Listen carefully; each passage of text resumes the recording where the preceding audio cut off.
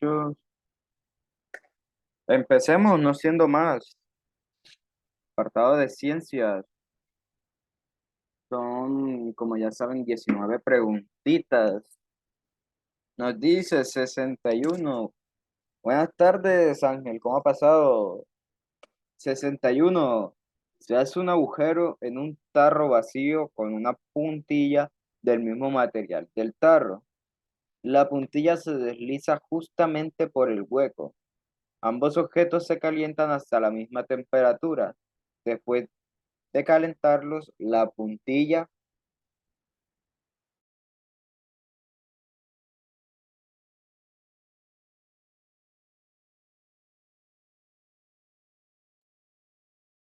recuerden muchachos que ahí tienen la encuesta para que vayan votando.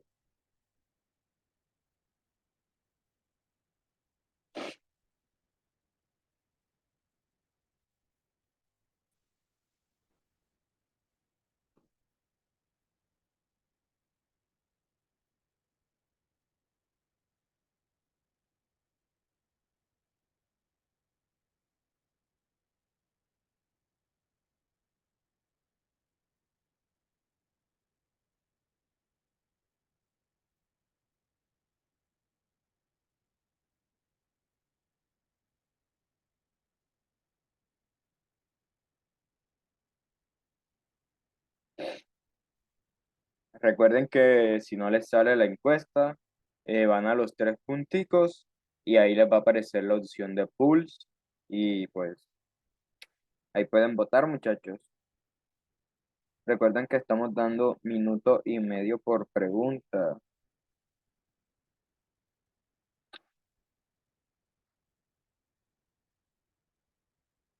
Hola Paula, ¿cómo has pasado? En la 61, Paula. Me alegro, Paula.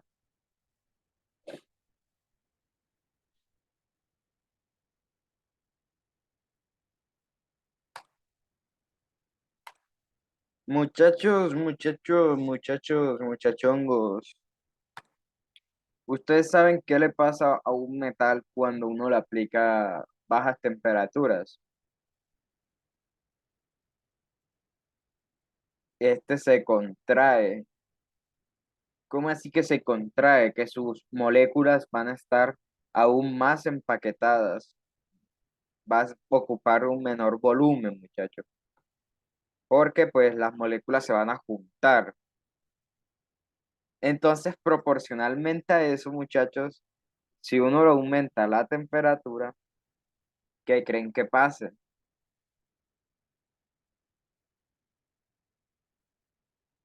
Que ésta se dilata, muchachos. ¿Cómo así? Que pues los átomos que están presentes en ese metal, lo que van a hacer es separarse, muchachos. O sea, van a ampliarse más. Entonces, muchachos, ¿qué le va a pasar a la aguja? La aguja va a tener, por decirlo así, un mayor diámetro. Va a ser más grande. ¿Y qué le va a pasar al hueco, muchachos? Aquí nos dicen que el hueco, no sé, supongamos que esté en la mitad, supongamos que esta sea la tapa. Bueno, la tapa no la base y que el huequito esté aquí, ¿sí o no? Si se dilata esto, ¿hacia dónde creen que se va a expandir, muchachos? Hacia el huequito porque es el único espacio que tienen hacia donde abrirse. Entonces el huequito se va a cerrar y la aguja se va a hacer más grande. Entonces, muchachos, la opción correcta según eso, ¿cuál sería?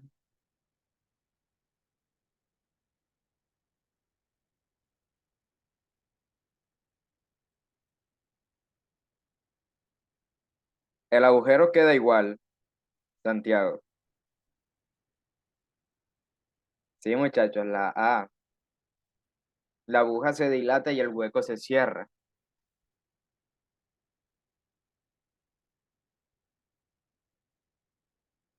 Sí entienden la analogía, muchachos.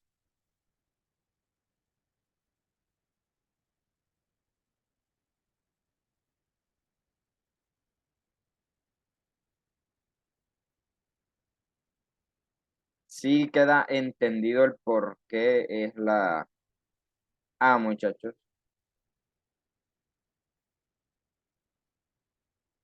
Eso es una propiedad de los metales, que cuando uno les baja la temperatura, este se contrae, pero si uno se las aumenta, este se dilata.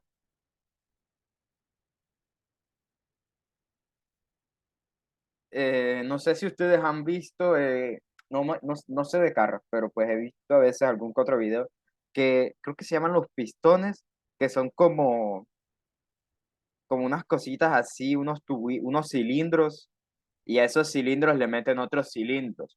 ¿Ustedes no han visto que esos cilindros que le meten están enfriados en nitrógeno líquido? Eso lo hacen para que, pues, como se contrae con esa baja temperatura, esos señoritos entren con facilidad, ¿ya? Para que no rayen. No sé si ustedes lo han visto. O yo es que veo muchos videos por ahí sin sentido. Muchachos, vamos a continuar. Nos dice, de la pregunta 62 a 64 se refiere a la siguiente información, muchachos. La variación de la longitud de una varilla que se calienta es directamente proporcional a la longitud original y a la variación de la temperatura. La constante de proporcionalidad lambda se denomina coeficiente de dilatación y es característico de cada sustancia. 62 muchachos, nos dicen, sea L1 y L2 las longitudes de una varilla a las temperaturas T1 y T2 respectivamente. El enunciado anterior se puede traducir a la siguiente expresión matemática, muchachos. ¿Cuál?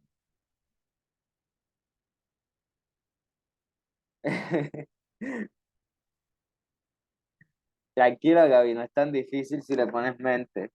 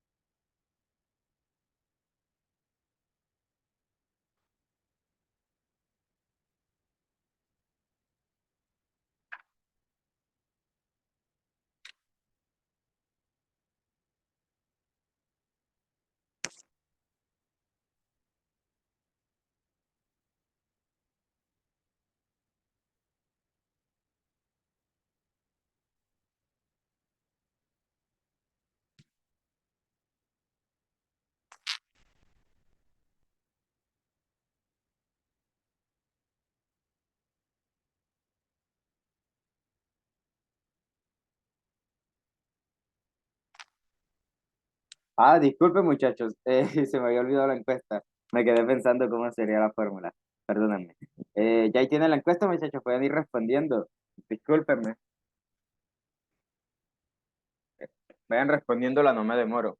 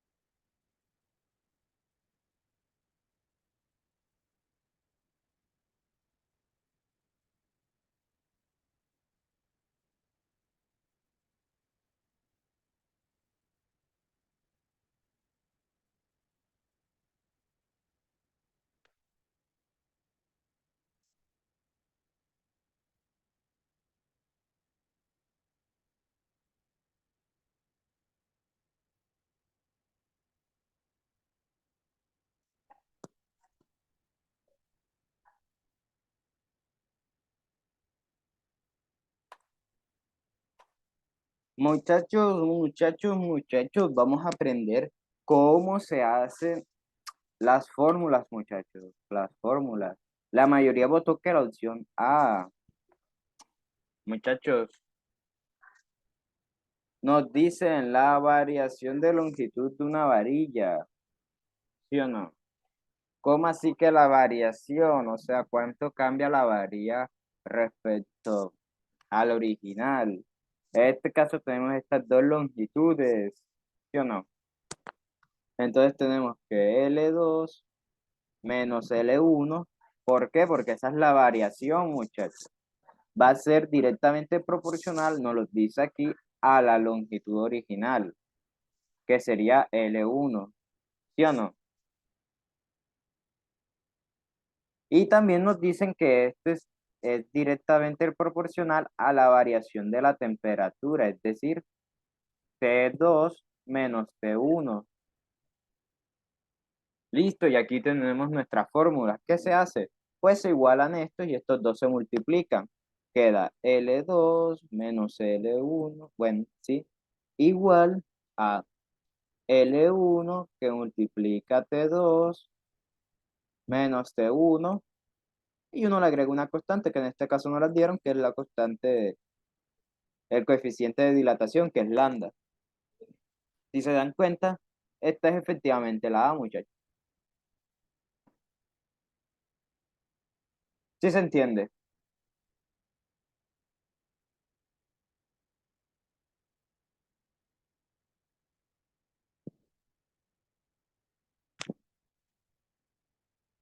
¿O alguien todavía tiene dudas de dónde sale algo?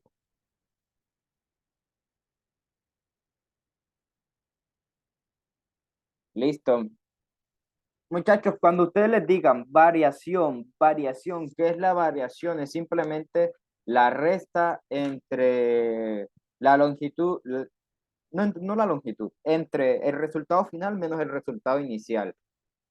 Por ejemplo, la variación de la distancia es la distancia final menos la distancia final. La variación de la velocidad final menos la velocidad inicial. La variación del tiempo final menos inicial.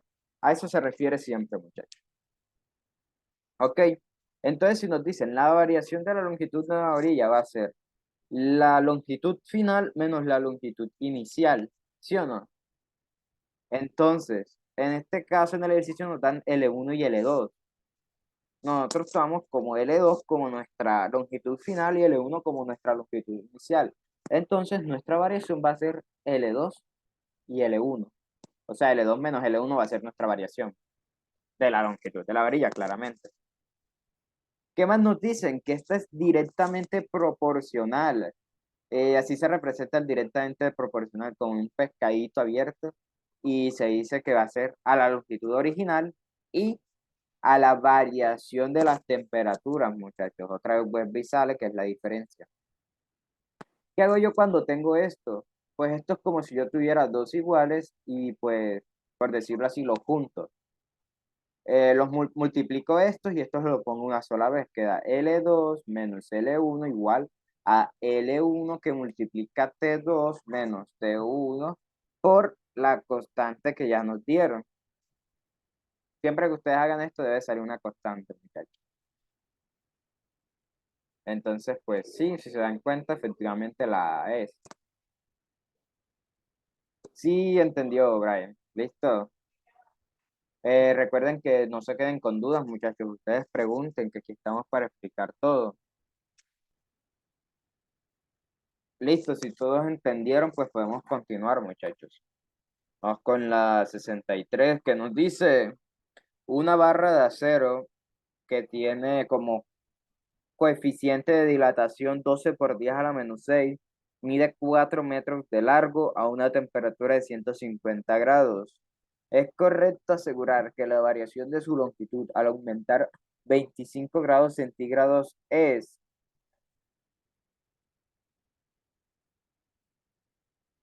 Muchachos, aquí debemos de suponer que esta constante está dada en metros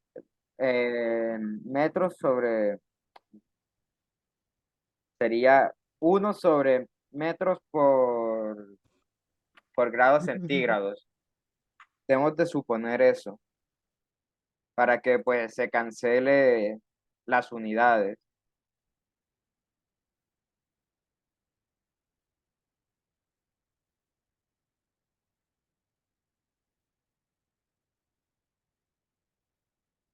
Así que muchachos, ya tenemos la fórmula arriba.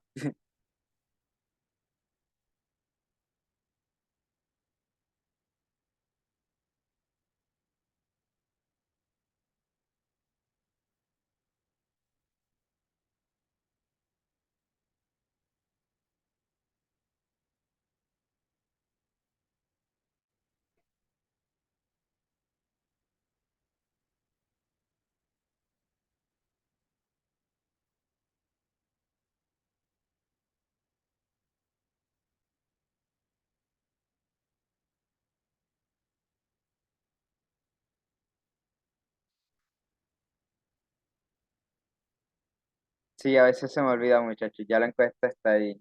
Discúlpenme. Hoy ando bien distraído.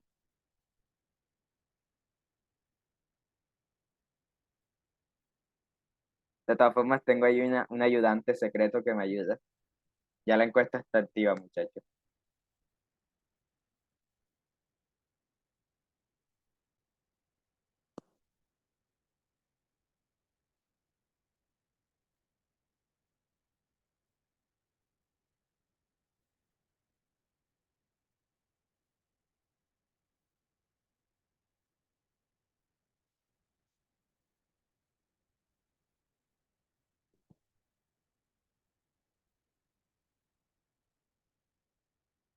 Recuerden que la encuesta dura 1 minuto y medio, muchachos.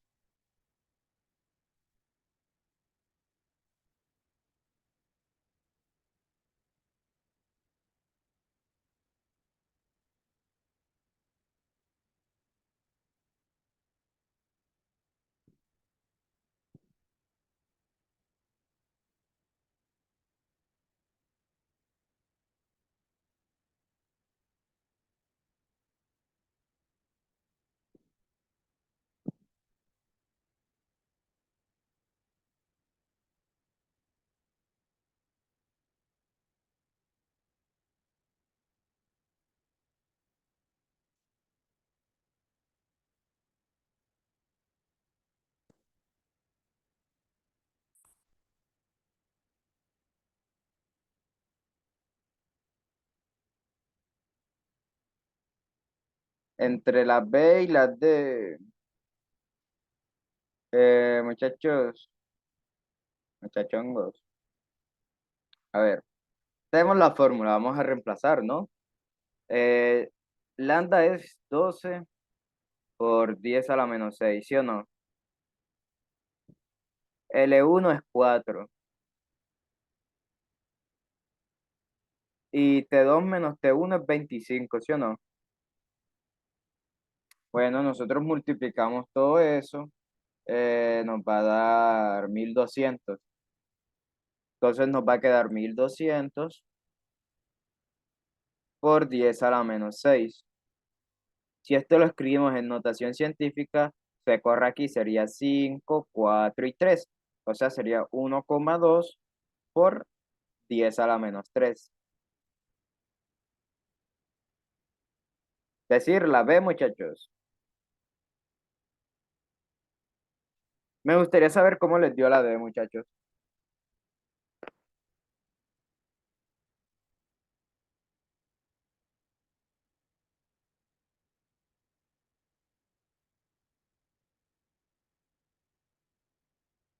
¿O quedó entendido este proceso?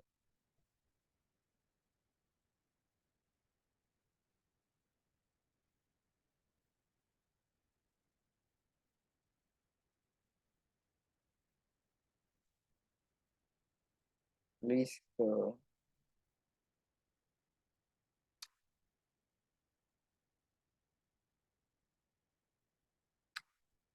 T1 es 150, ¿sí o no, Tatiana? Y T2 va a ser 150 más 25. Cuando tú hagas la resta, pues te va a quedar 25 solamente. Entonces, pues ya directamente pones el 25.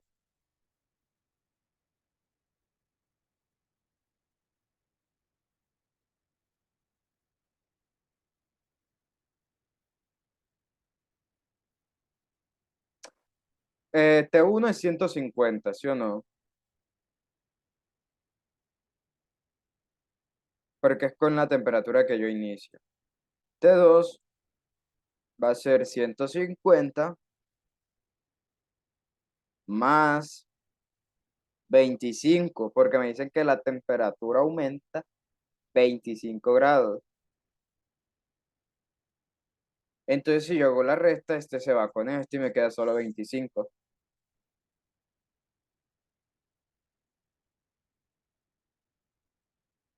De nada, Tatiana. Continuamos, muchachos, si nadie más tiene dudas.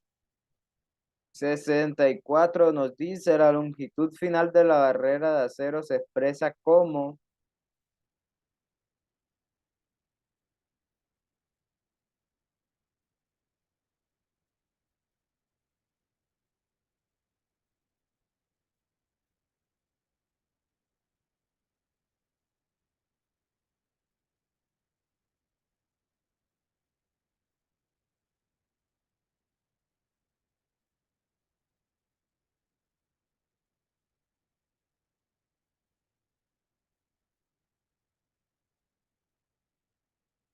muchachos, ya eso está fácil.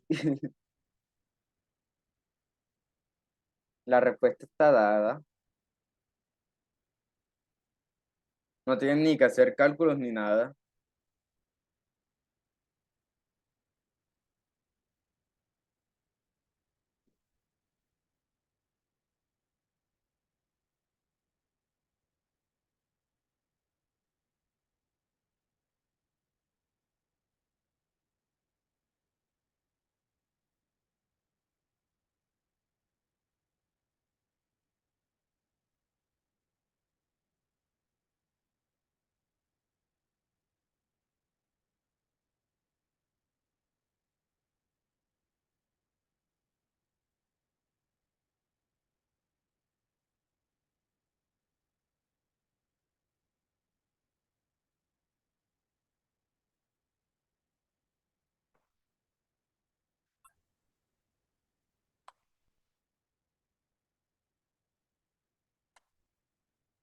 Muchachos, muchachos, porque la A, si se supone que esto de aquí vale 1,2 por 10 a la menos 3. Entonces simplemente tenemos que coger esta parte que sería L2 menos L1 que vale 4 igual a 1,2 por 10 a la menos 3.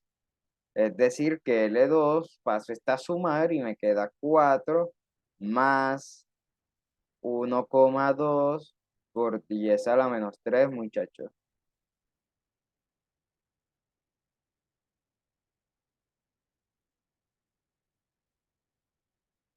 Si queda entendido.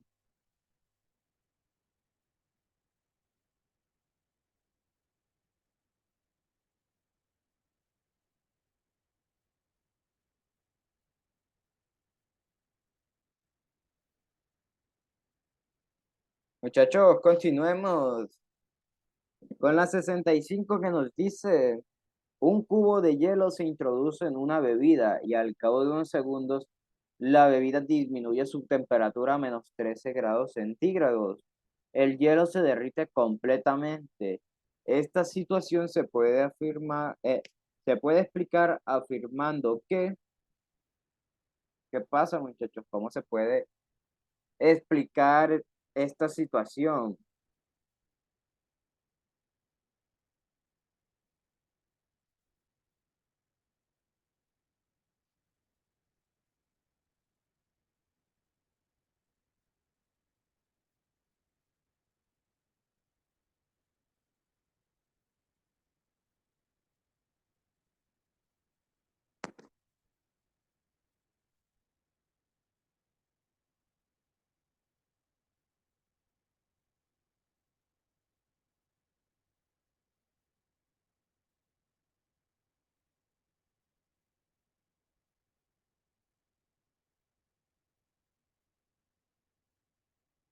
Muchachos, recuerden que la encuesta está ahí.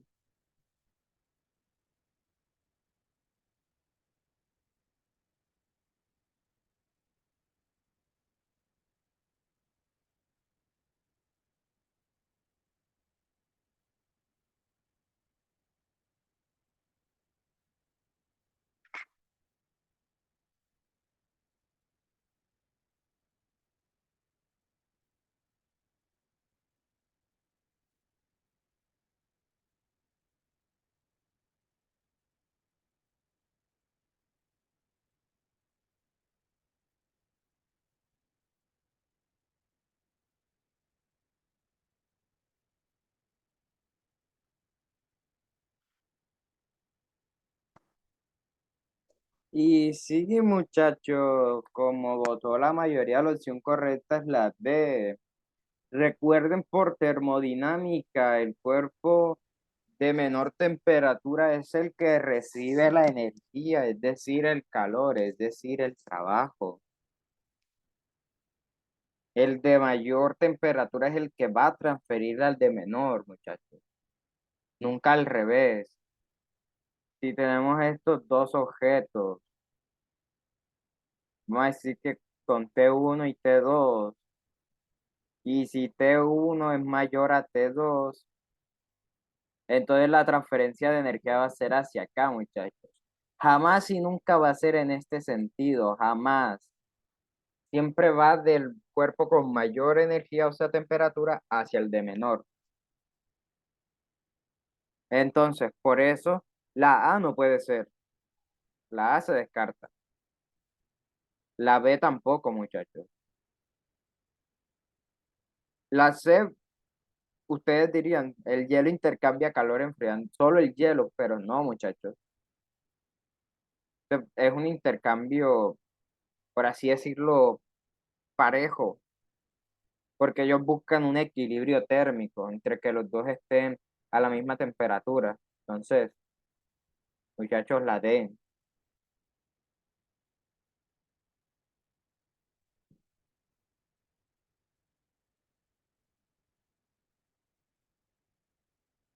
¿Sí se entiende, muchachos?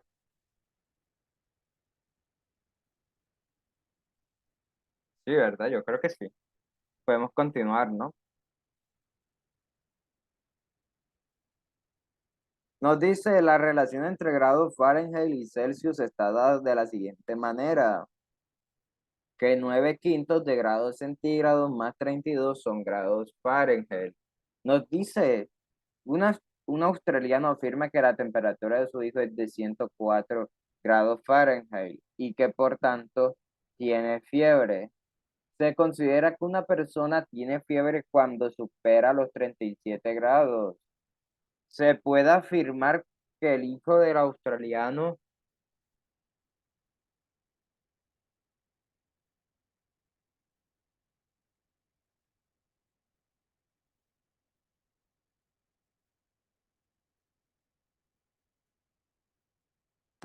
se pero está muerto, muchachos. Ya les pongo la encuesta.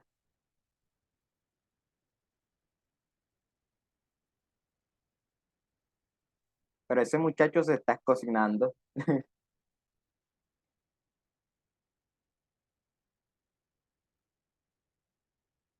Pueden ir votando en la encuesta, muchachos.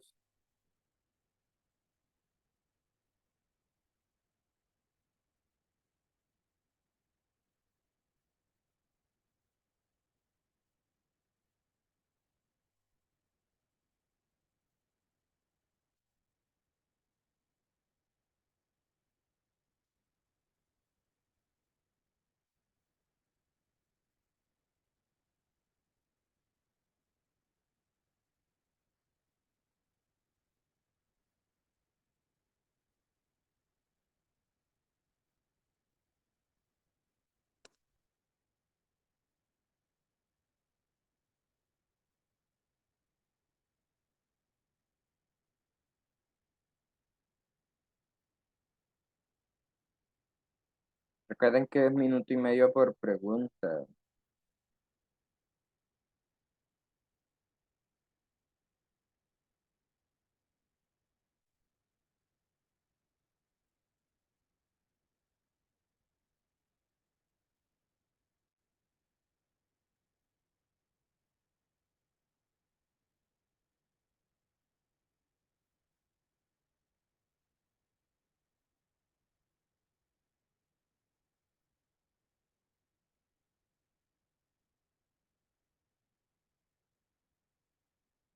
Y sí, muchachos, como votó la mayoría, la opción correcta es la A. ¿Alguien necesita el proceso, muchachos?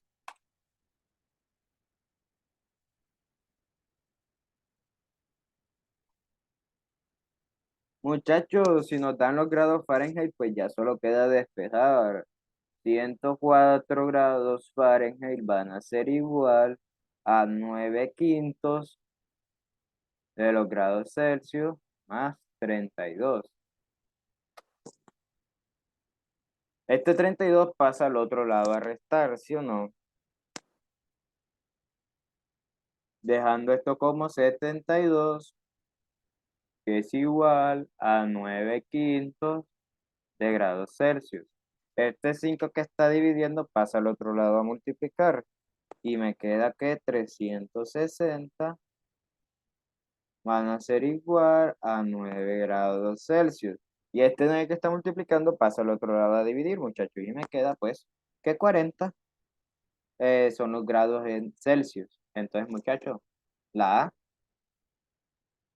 este muchacho ya está prácticamente en otro mundo.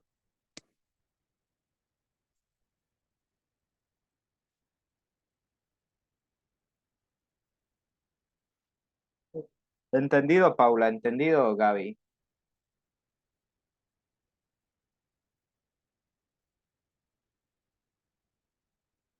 Listo, entonces continuemos, muchachos.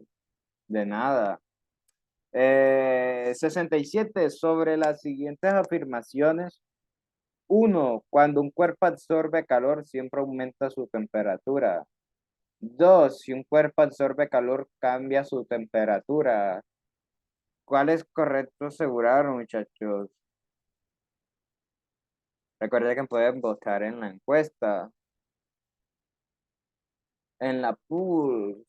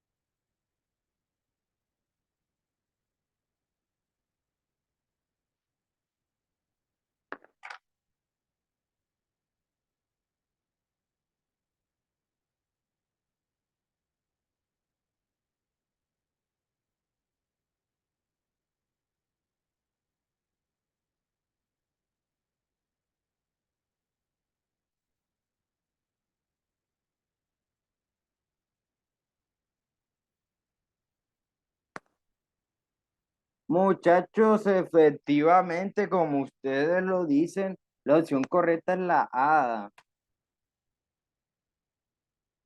Recuerden que el que absorbe calor es el que tiene menor temperatura, es decir, siempre va a tener un aumento de ella, así como también va a cambiarla, porque si aumenta quiere decir que hay variación, muchachos, variaciones, cambio.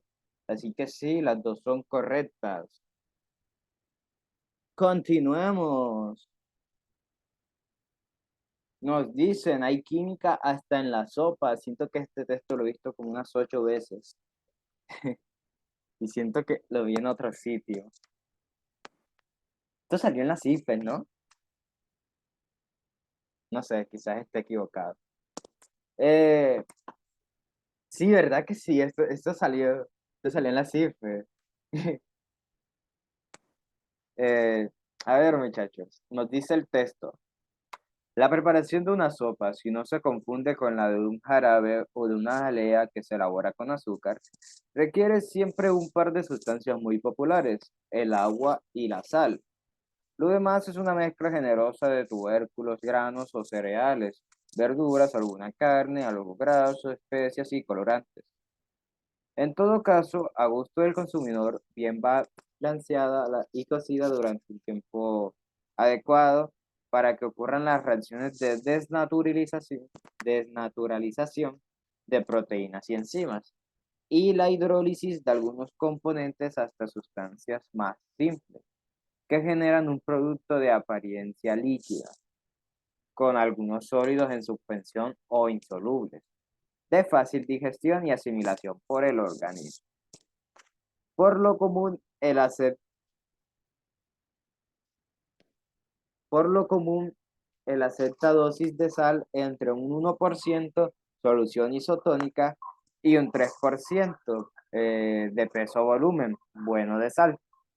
Los demás ingredientes de la sopa no entran en proporción tan definida como la sal. Imparten algún pH menor a 7 a la mezcla y contribuyen durante la cocción a la hidrólisis de algunos otros componentes.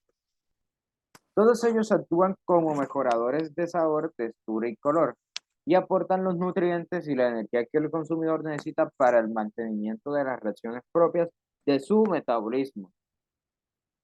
Muchachos, 68, las reacciones que ocurren en la preparación de una sopa son como, muchachos. Son reacciones que, muchachos, pueden ir votando.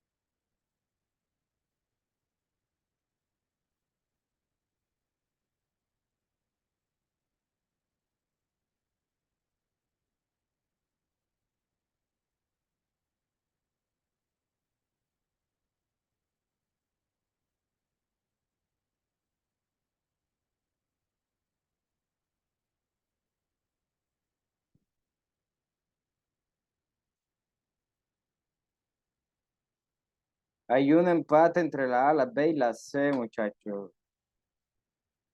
Vamos a ir por partes. Exotérmicas es que liberan calor, muchachos. ¿Sí o no? Es decir, que al final de la reacción va a haber calor. Si ustedes ven, para una sopa ya necesita calor, muchachos. Si fuera entre exotérmica y endotérmica, exotérmica se descartaría inmediatamente. Reversibles, reversibles. No, muchachos, porque la desnaturalización de las proteínas y enzimas es un proceso que no se puede revertir. Una vez se desnaturalizan, esto significa que se quiebran, se rompen y esos enlaces no se pueden volver a formar, no de maneras ordinarias. Se necesitan condiciones muy extremas, casi imposibles. Y entre completas y endotérmicas, yo me iría más por endotérmicas, muchachos. Porque pues si ustedes ponen una sopa y simplemente le echan los condimentos y no le ponen calor, pues esa sopa o sea, no, pues sí o sí necesita calor para arrancar, muchachos. Entonces es una reacción endotérmica que absorbe calor, necesita calor como iniciador. El calor está como un reactivo, muchachos. ¿Sí se entiende, jóvenes?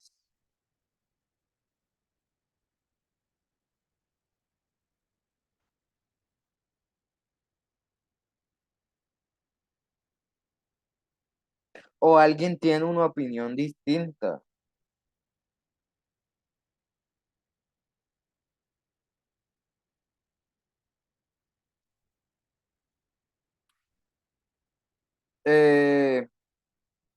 La B exotérmicas es que va a liberar calor. Por ejemplo, tengo aquí un reactivo A y lo hago reaccionar con un reactivo B. Este en sus productos va a tener un producto C y calor, es decir, y calor, que va a generar calor. Estoy pensando en un ejemplo muy fácil de reacciones así que produzcan calor, pero ahora mismo no se me viene alguna a la mente. Mm, sí, cuando ustedes mezclan, si no estoy mal, ácido sulfúrico con, con alguna base. Esto sí o sí va a empezar a calentarse, entonces va a producir calor. Endotérmicos es que necesita calor para iniciar. Si yo tengo un reactivo A, lo hago reaccionar con el calor, esto me va a producir reactivos. El ejemplo más fácil, muchachos, es cuando ustedes queman un tronco. Ahí están haciendo una reacción endotérmica, necesitan el calor como iniciador. Sí, muchachos. ¿Entendió, Gaby? Exactamente, uno lo produce y el otro lo necesita como iniciador. Eso hay unas gráficas para explicarlos, pero yo no les voy a poner eso porque he visto que no sale aquí, así que podemos continuar, muchachos.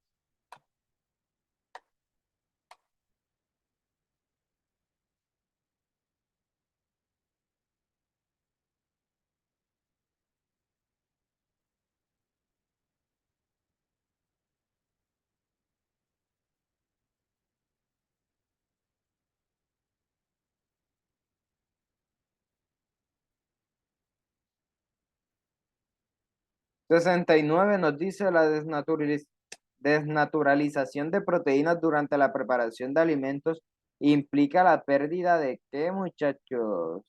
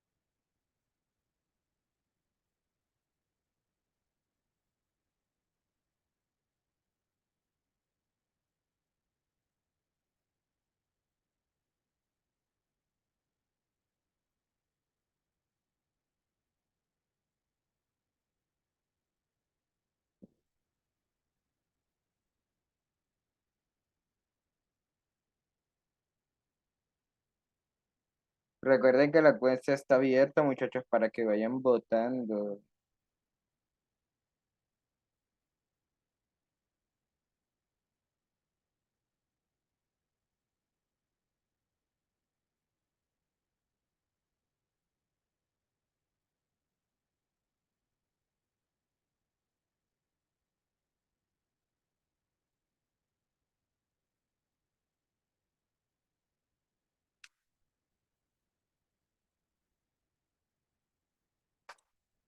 Muchachos, como votó la mayoría, pues sí, yo también pienso que es la opción B.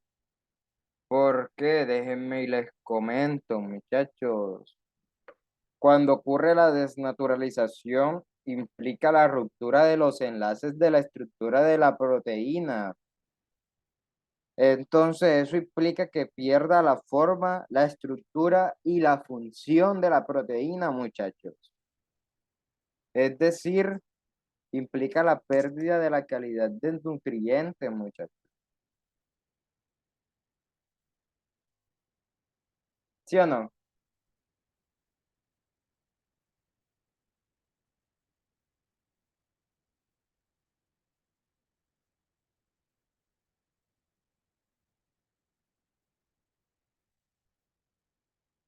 ¿O alguien está con otra opción?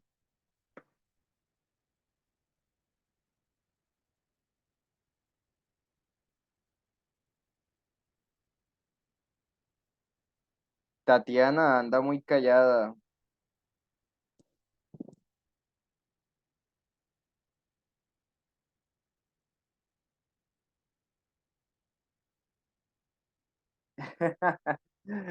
Listo, Tatiana. Déjenme, muchachos, y yo les pregunto al motor de Vin, porque realmente no estoy 100% seguro.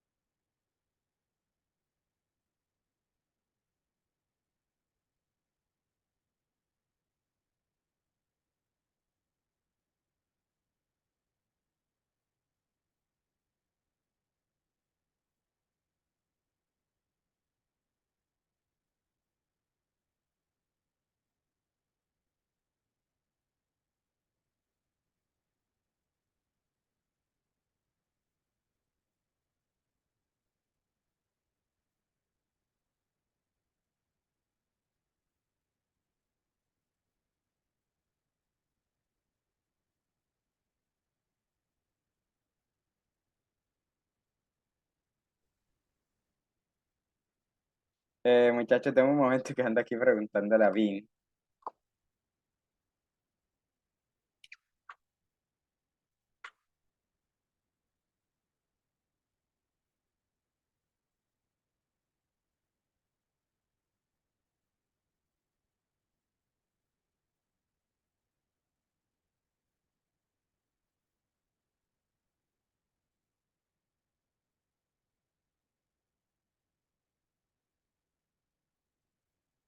Y Brian, la opción correcta es la D.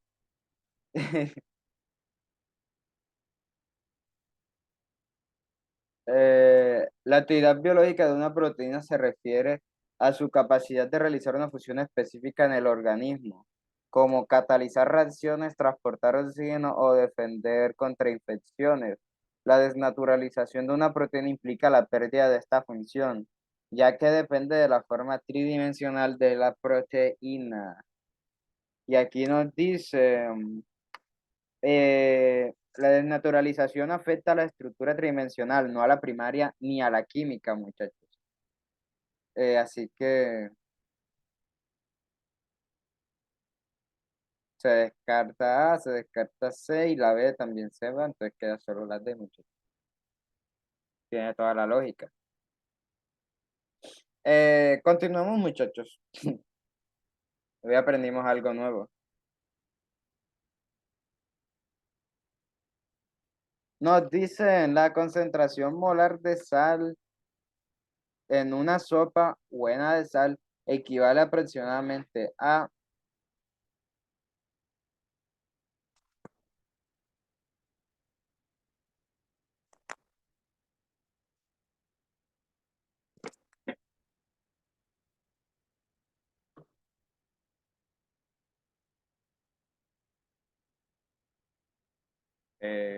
déjenme,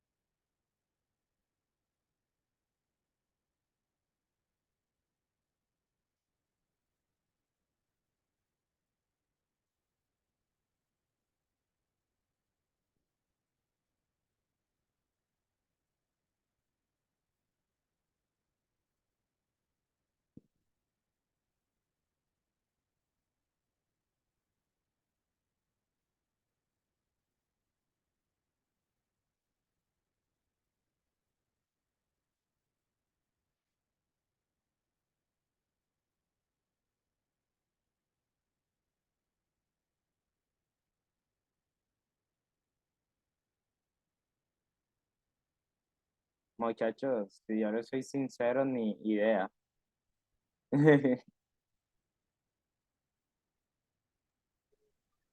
Yo la verdad voy con la C. Guay. Pecados, no sé. No me enteras. Pues sí, la verdad no entiendo el punto. Así que yo la verdad, si no entiendo el punto, intento asimilar para hallar respuesta. Sí, pues ahí nos mencionan que la concentración molar de sal es 58,5 gramos por mol.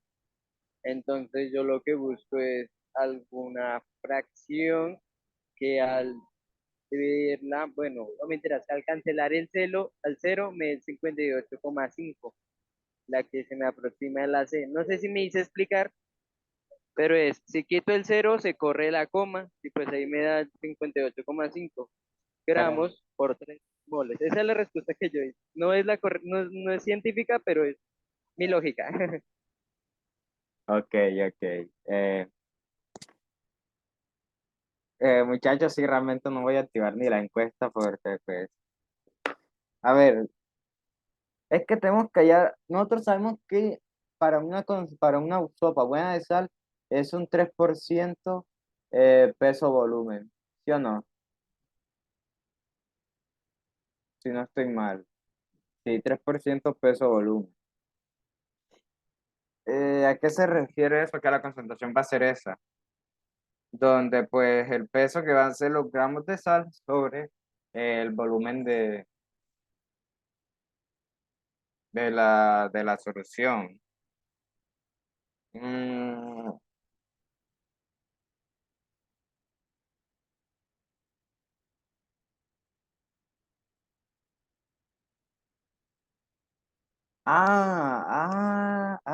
Sí, sí, sí, sí, sí, sí.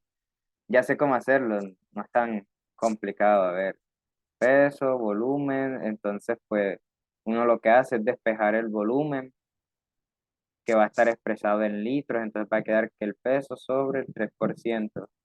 Esta fórmula va a quedar que los litros, que va a ser el volumen también, va a ser igual al número de moles sobre la masa. Vamos a ver, entonces se igualan y queda que el número de moles sobre la molaridad va a ser igual al peso sobre el 3%, ¿sí o no? Entonces,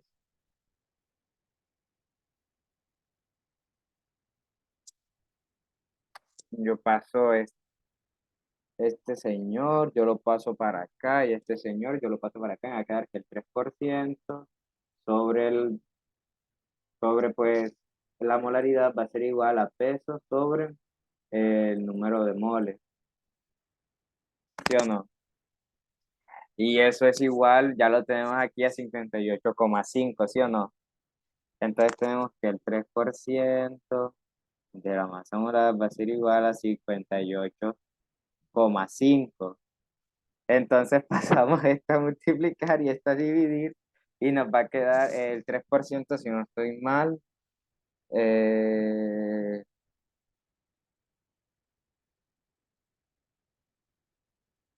es 3 sobre 100, ¿sí o no? Entonces sería 3 sobre 100 sobre 58,5 y eso va a ser igual a la molaridad.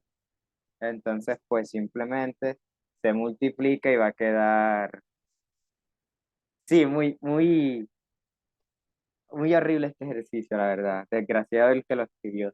Va a quedar 3 sobre eh, 5.000. Eh,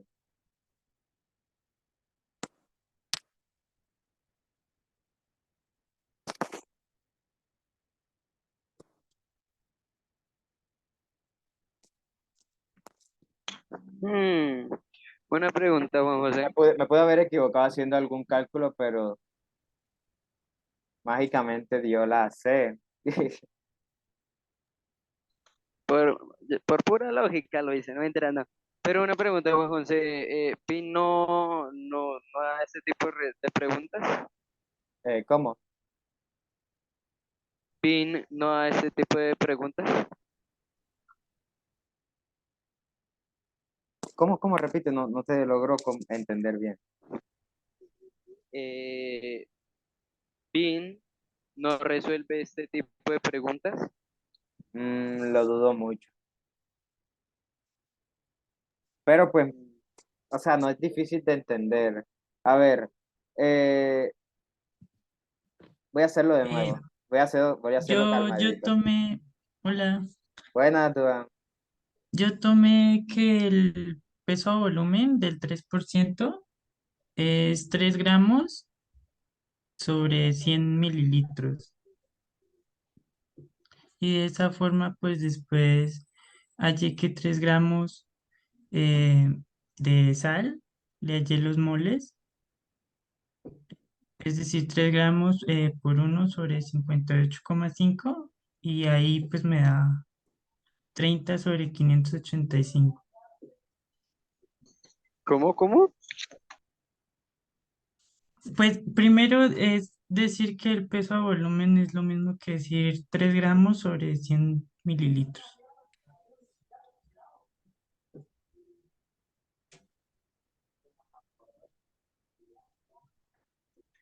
Y después, sabiendo que tenemos es 3 gramos de sal, le hallamos los moles.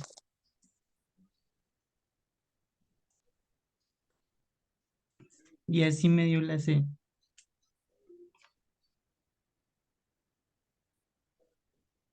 No sé si me hago entender. Más o menos. ¿Puedes rayar el tablero, por favor?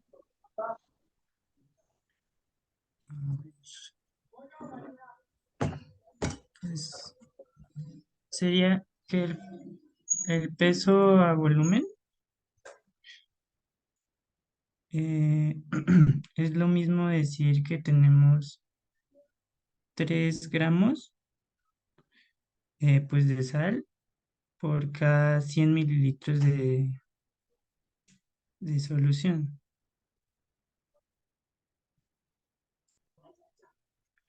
Y pues después tendríamos que estos 3 gramos hallarle los moles. Entonces lo Ah, multiplicamos por... sí, ¿verdad que el volumen este está dado es en mililitros, no en litros? Sí, aquí sale el cero, ya vi el cero que me faltó. Gracias Bueno, por... un mol y que equivale a 58,5. Y pues eso lo igualamos. Y ya, que es lo mismo que 30 sobre 585.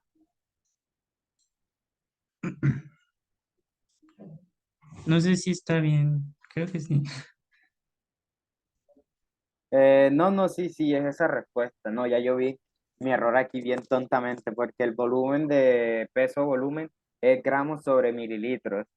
Entonces toca pasarlo a litros y sería multiplicarlo por 100, ¿verdad?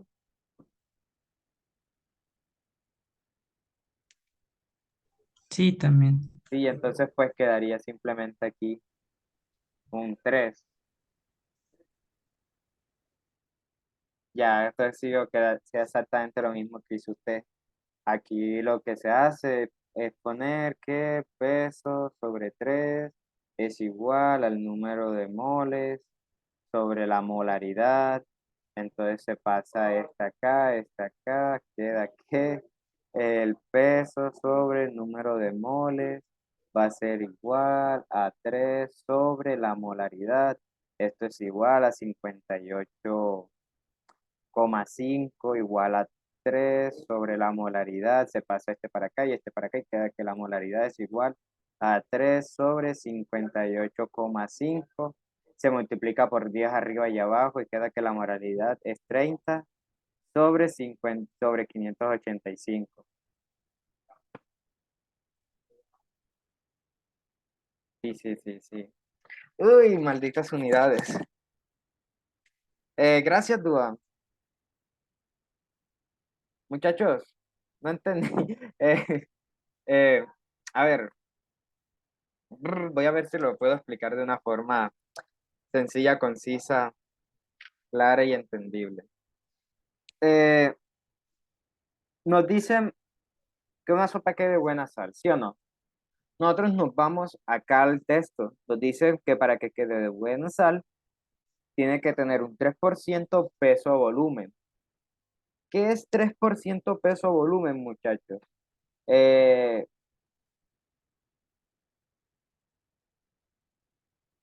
Ojalá y la lógica funcionara siempre en este tipo de ejercicios. Eh,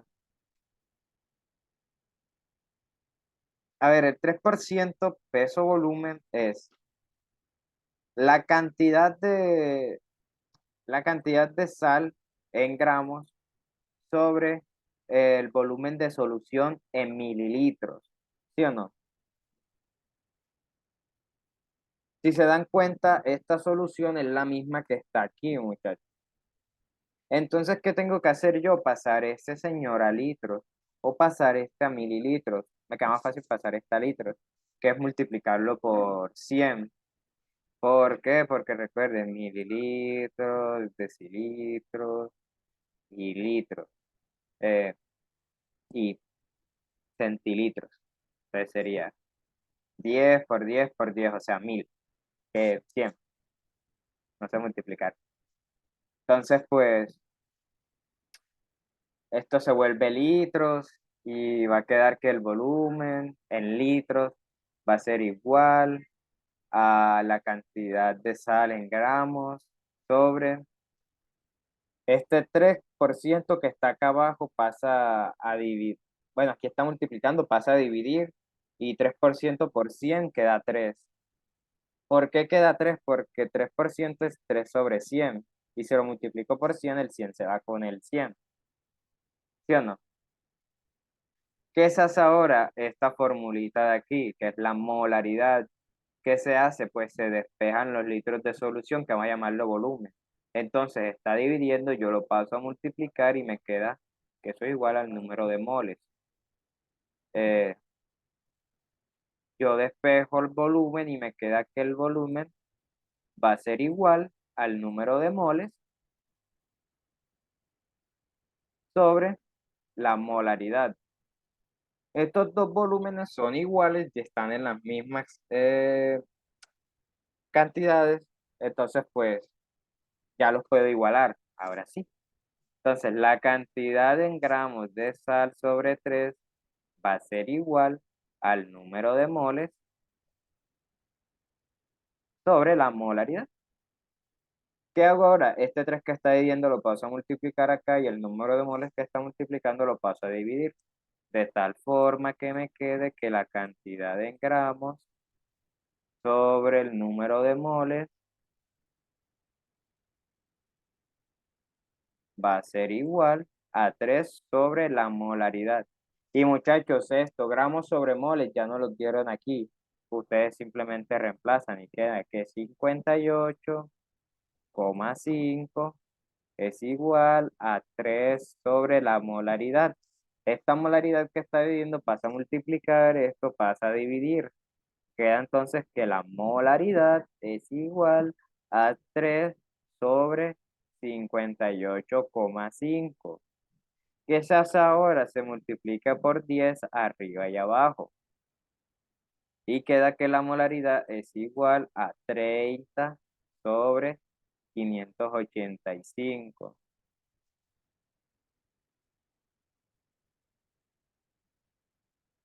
Tatiana,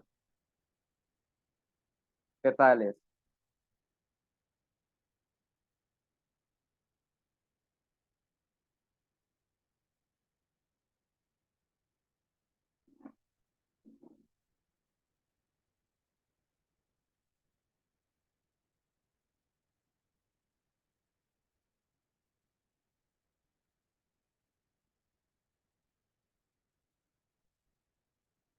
No, Ángel, tranquilo, no es tan difícil. Si quieren, el sábado podemos dar una clase de esto que son soluciones, lo que sería porcentaje masa-masa, volumen-volumen, peso-volumen, lo que sería molaridad, molalidad y normalidad, que son las que más salen. Sí, por favor. Sí, el sábado vamos a dar una clase de eso porque pues entender lo básico no es tan difícil, muchachos. Así que sí, el sábado podríamos dar esa clase.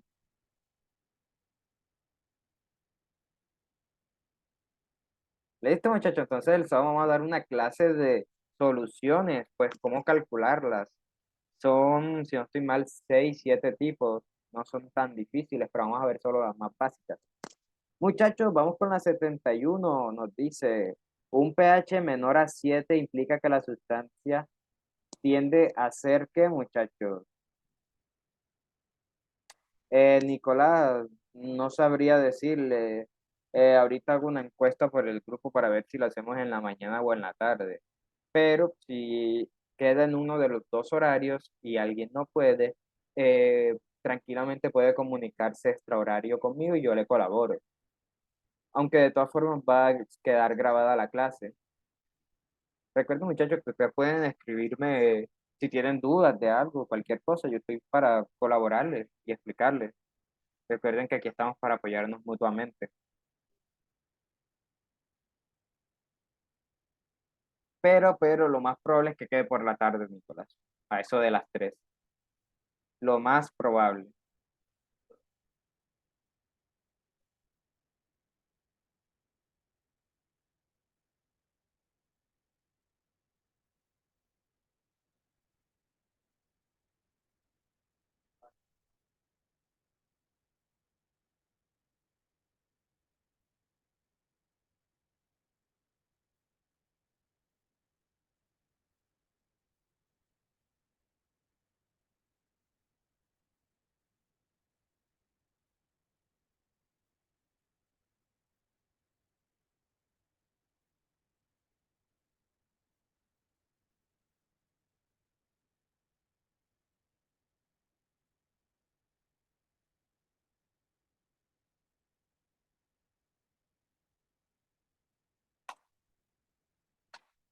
Muchachos, muchachos, muchachos.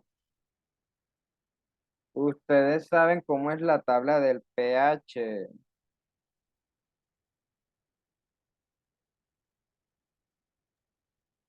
Entre más, entre más bajo el pH, más ácido la sustancia. Y entre más alto el pH, más básica la sustancia. Teniendo el agua como neutra en el número 7, muchachos. El agua es, es el pH neutro, número 7.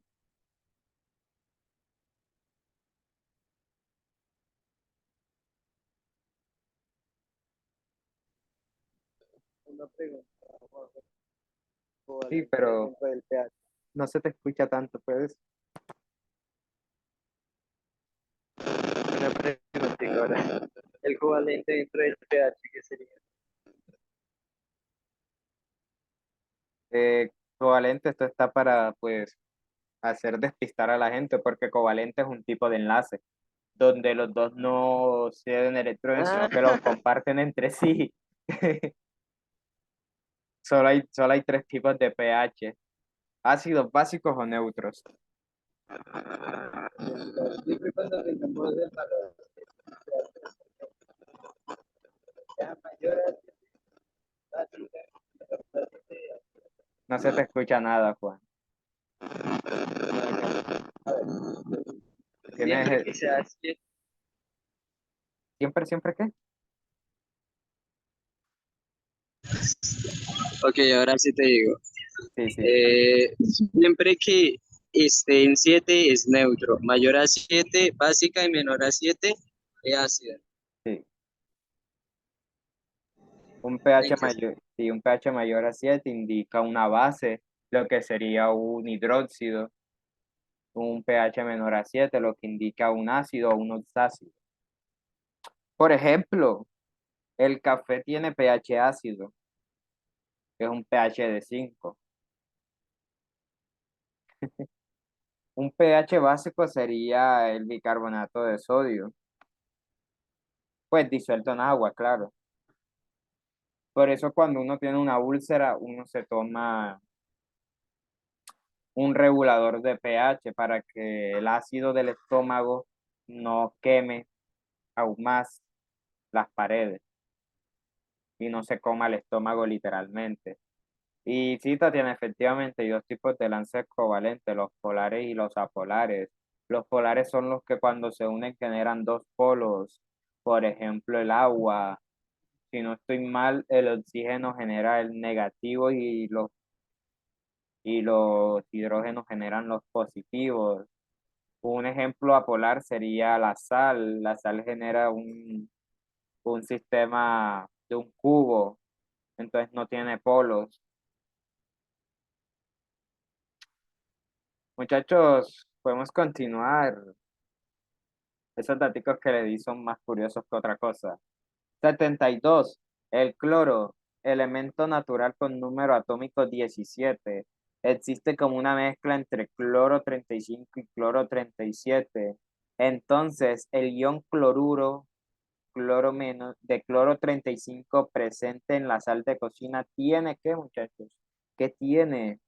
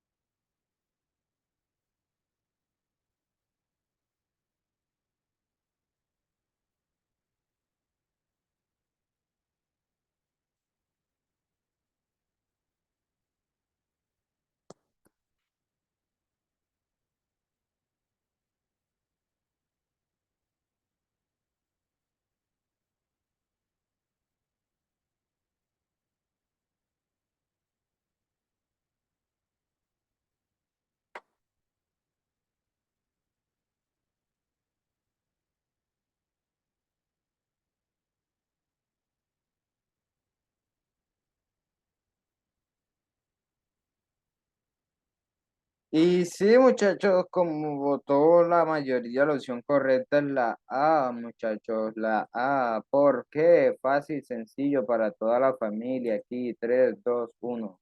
Miren, si nos dice que el número atómico es 17 es porque hay 17 protones, muchachos.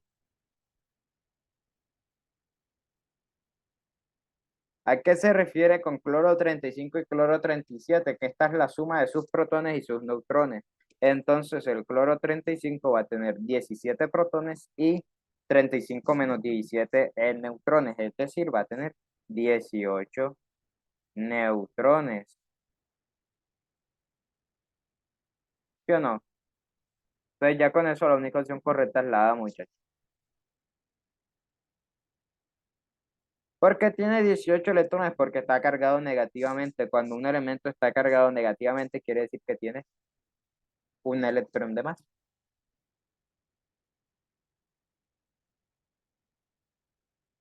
Sí se entiende, muchachos.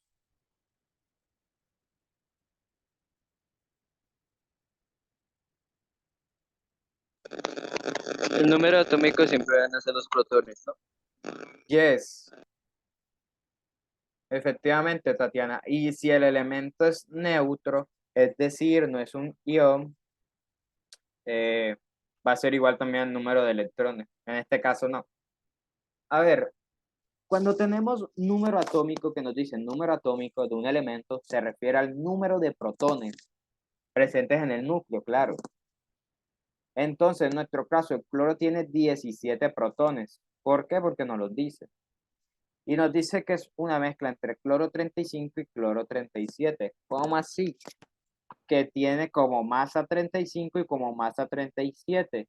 ¿A qué es igual la masa atómica? La masa atómica es igual a la suma de protones más la suma de neutrones. ¿Sí o no? Entonces los neutrones van a ser igual a este numerito menos los protones.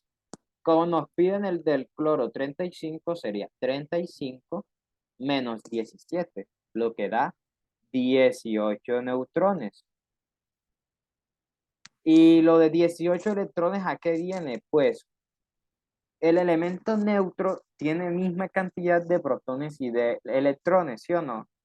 Entonces, si es el elemento neutro, va a tener 17 electrones también. Pero, ¿qué pasa, muchachos? ¿Qué pasa? Que aquí nos dicen que es un ion cloruro, es decir, cloro menos. ¿Qué quiere decir este menos que está aquí, que está cargado negativamente? Por consecuencia, va a tener un electrón de más. Cuando un elemento se está cargado negativamente, quiere decir que su número de electrones es mayor al de sus protones. ¿En cuánto? Pues depende de cuánto nos diga aquí. En este caso es menos uno. Entonces va a estar cargado con un electrón de más, es decir, 18 electrones. ¿Sí entendió, Ángel?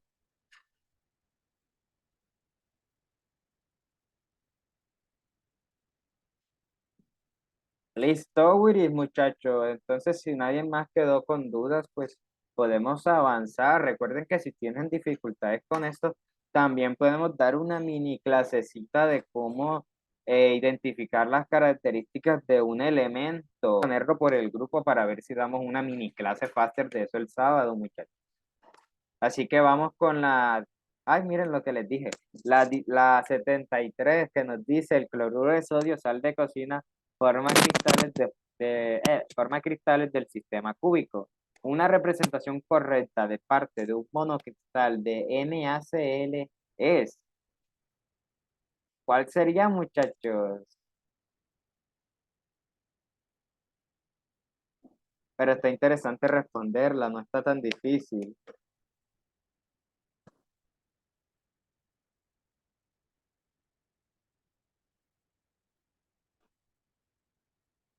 Realmente se ve rápidamente cuál es la opción correcta, ¿no?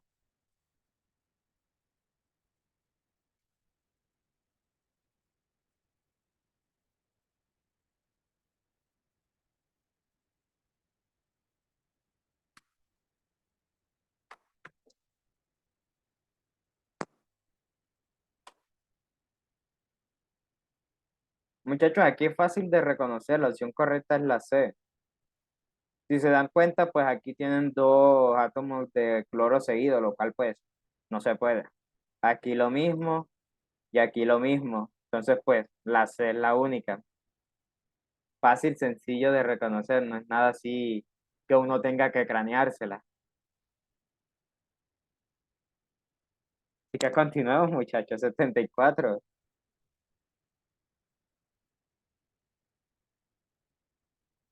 Pueden ir respondiendo. Un átomo de cloro de 14 electrones se representa con el ion, muchachos. ¿Con qué ion, muchachos?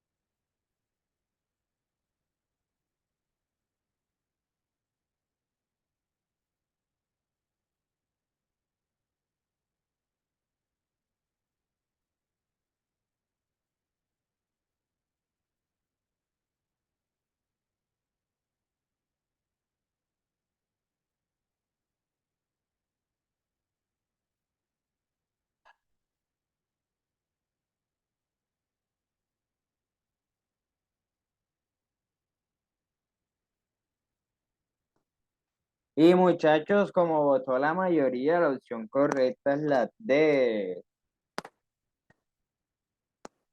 Recuerden como se los dije ahí arriba. Si tiene 14 electrones, quiere decir que perdió 3. ¿Por qué? Porque su número atómico es 17. Entonces, pues simplemente se hace la resta de 17 menos 14, que da 3. Y como les dije arriba, si es negativo es porque tiene electrones de más. Entonces, cuando tiene electrones de menos, es más. Y como es 3, es más 3, muchachos. La D. Así que podemos continuar, muchachos. Eh,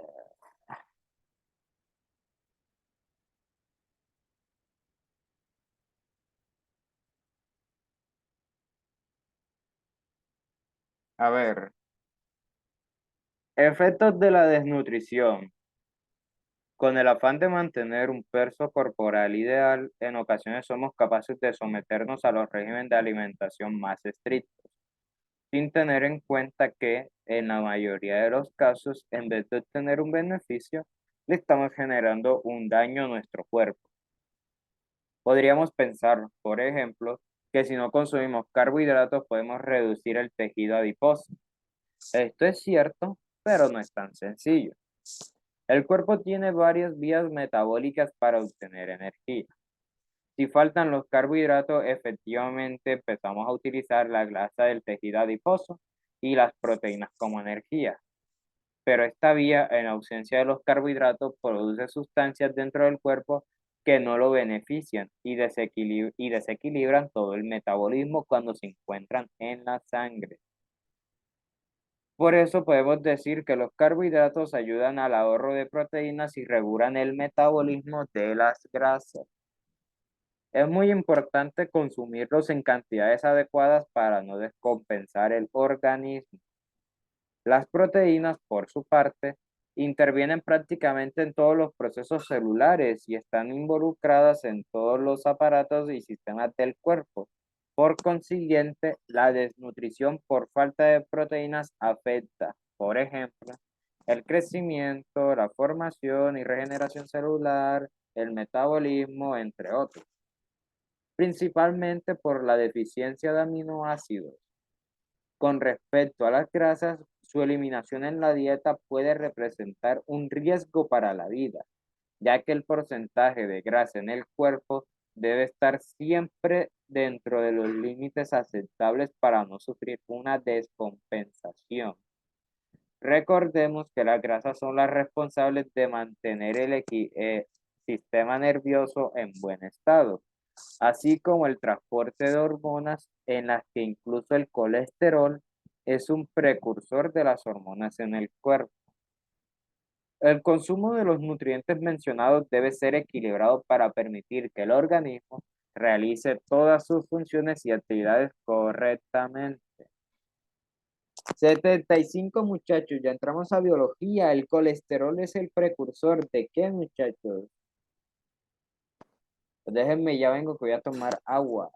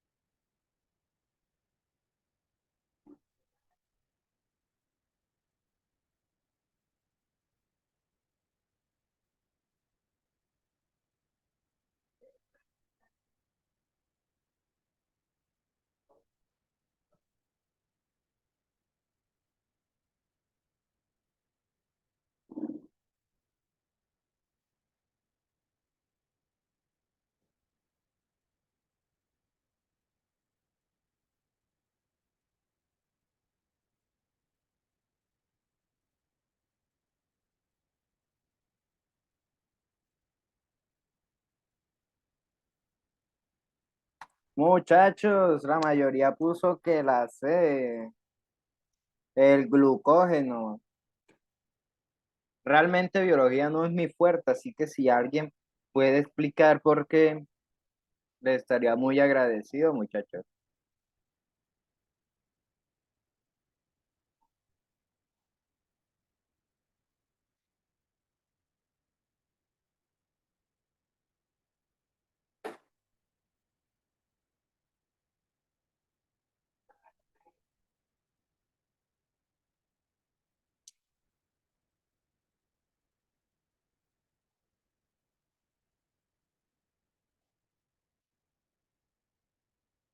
Porque pusiste la B, Paula.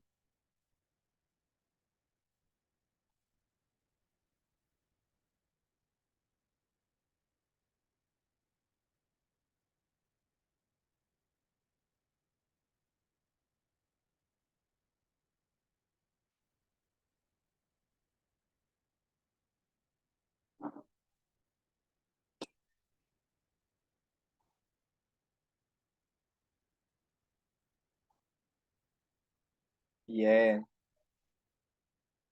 es un buen punto.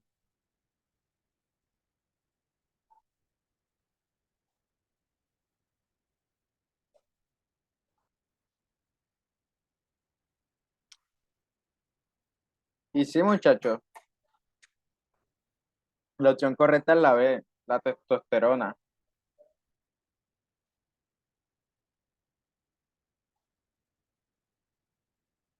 Exactamente.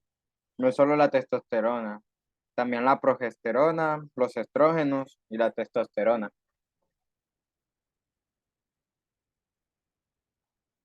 Así que muchachos, la opción correcta es la B, la única hormona de las cuatro, si no estoy mal. Vamos a continuar con la 76, que nos dice, no es consecuencia de la disminución en el consumo de carbohidratos. ¿Cuál, muchachos?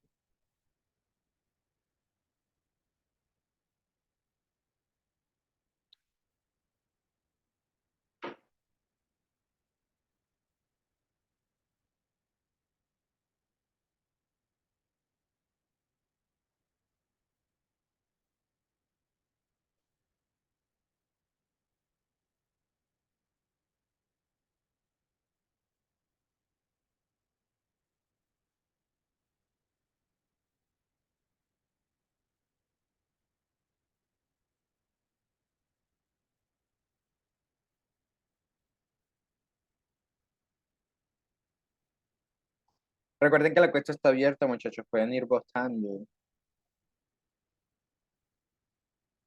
Y si se preguntan, ya solo nos faltan estas y terminamos.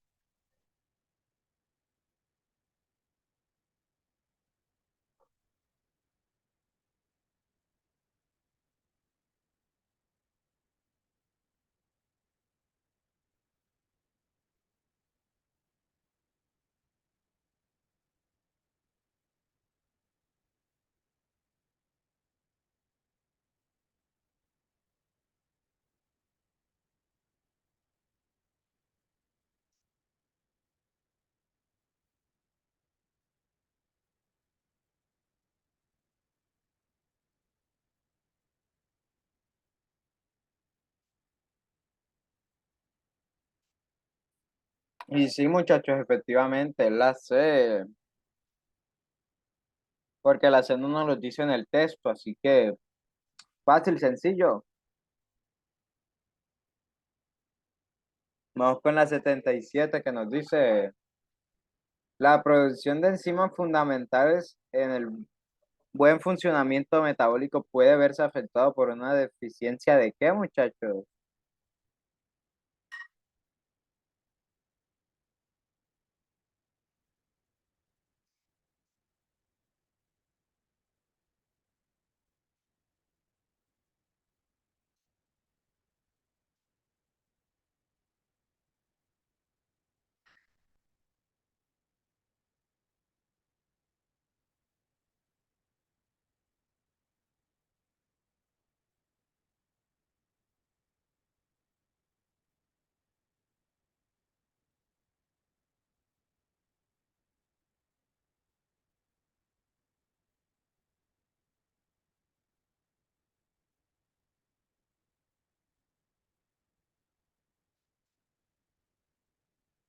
Recuerden que la encuesta está abierta, muchachos.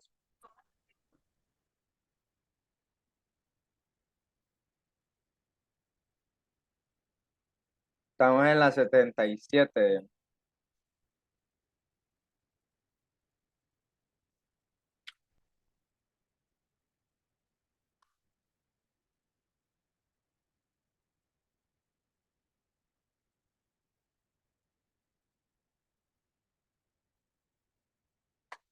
Muchachos, efectivamente, como toda la mayoría, la opción correcta es la C. ¿Por qué? Porque las enzimas son proteínas complejas y como nos dijeron allá, los carbohidratos afectan a la producción de proteínas, muchachos. Juan José, una preguntita. Hola, Juan, pero ya llegó cuando íbamos a terminar. Ah, es que se me fue el internet. Tranquilo, se ve la grabación. Eso. Así que, muchachos, vamos con la 78. La 78 nos dice, muchachos, no es una diferencia entre el ADN, el ácido desoxirribonucleico y el ácido ribonucleico. La,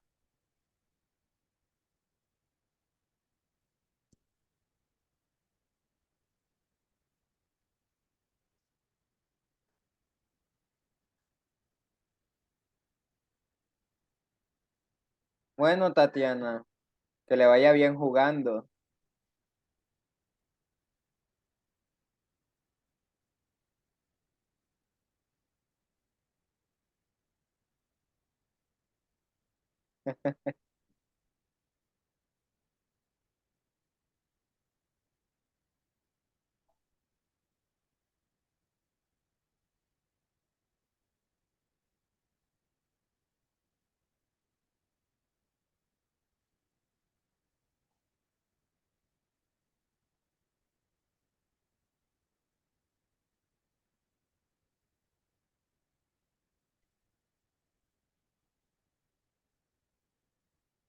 Muchachos, recuerden que pueden ir votando en la encuesta. No es tan difícil. Realmente está fácil. Las respuestas se dan solas.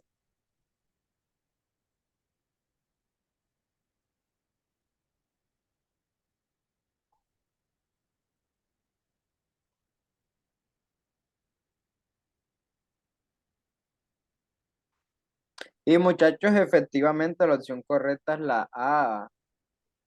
A ver, la B. Presencia de dos cadenas de nucleotido en el ácido desoxirribonucleico y una sola en el ácido ribonucleico. F, ribonucleico. Efectivamente, muchachos, esa es una diferencia. Presencia de una ribosoma en el ARN y una desoxirribosoma en el ADN, efectivamente. Ácido ribonucleico por ribosoma y ácido desoxirribonucleico por desoxirribosoma. Ausencia del uracilo en el ADN y de timina en el ARN, efectivamente, muchachos. En el ADN está la timina y en el ARN está el uracilo. Recuerden que la timina se cambia por el uracilo cuando se hace, si no estoy mal, la traducción de ADN a ARN. Eh, no, no, yo no veo fútbol. Realmente no me quiero no me voy a ver el partido, así que no te preocupes. Eh, no, si por mí fuera, continuáramos. A ver, ustedes saben que el ADN son dos cadenitas, ¿sí o no? Claramente así no. Y el ARN es una sola. Entonces, la B sí es una diferencia. La presencia de una ribosoma en el ARN sí es correcto, porque de ahí viene su nombre, ARN, ácido ribonucleico.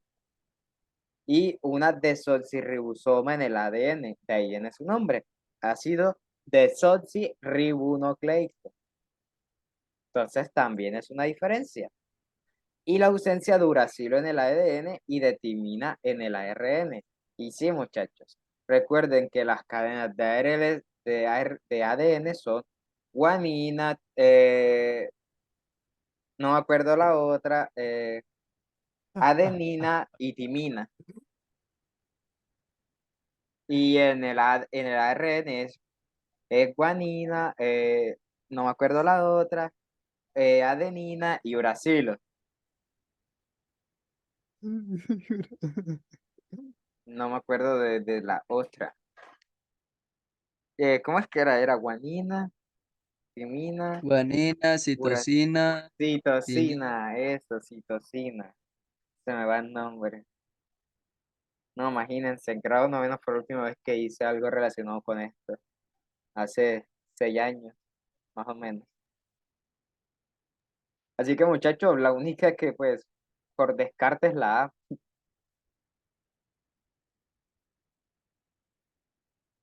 Así que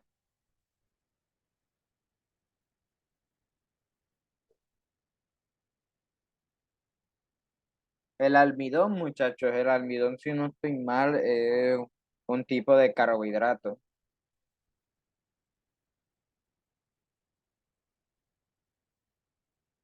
El almidón está presente en muchos alimentos, por ejemplo, la yuca, el maíz, el trigo, si no estoy mal, el arroz.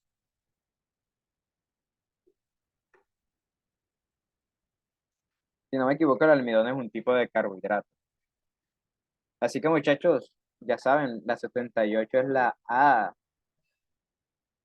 Es la única que no es una diferencia entre el ADN y el ARN. 78 muchachos, bueno, 79. Nos dice, la idea generalizada de las personas cuando hacen dieta es que, muchachos,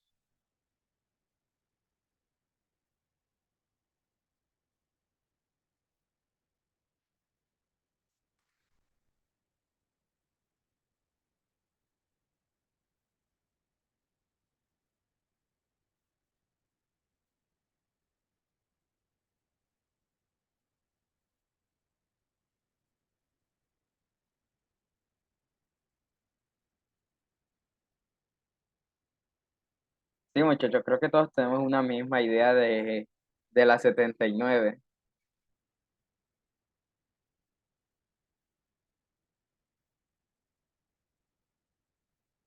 Faltan tres por votar. ¿Quiénes no han votado? Que voten.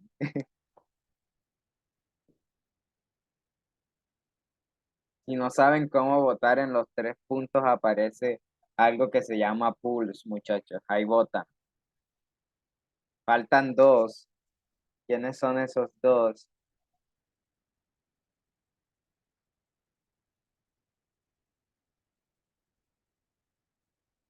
Listo, se quedaron sin votar. Y sí, muchachos, la A.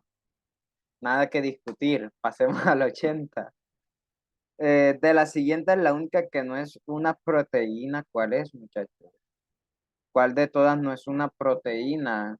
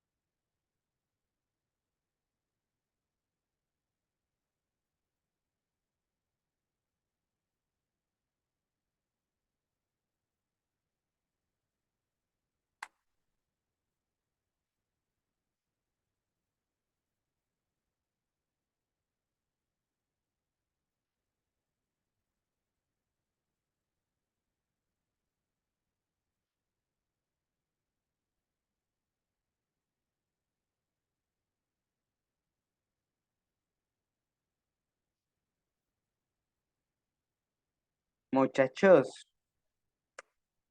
muchachos, déjenme decepcionarles, pero la hemoglobina es una hemoproteína que está en la sangre. ¿Cómo me van a decir que esa no es una proteína? La quitamina es la que no es una proteína, muchachos. La quitina es un polímero, muchachos.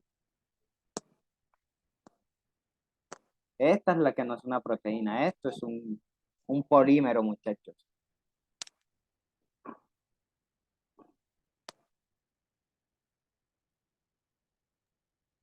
La quitina no es una proteína. No, es un polímero. Estas dos Ay, son proteínas, sí o sí. Y esta es una hemoproteína presente en la sangre, muchachos. Esta es la que no es una proteína. Así que muchachos, muchachos y muchachas, jóvenes y jóvenes,